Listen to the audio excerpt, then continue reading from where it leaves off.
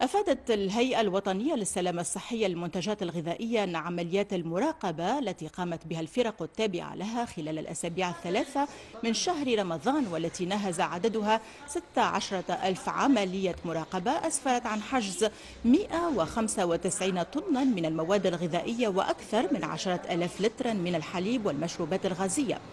وأوضحت الهيئة الوطنية للسلامة الصحية للمنتجات الغذائية في بلاغ لها أن العينات المقتطعة للتحليل تجاوزت 400 عينة، فيما بلغت محاضر البحث 739 محضرا، فيما تجاوزت وضعيات وعدم احترام متطلبات السلامة الصحية للأغذية بالمحلات 1400 مخالفة.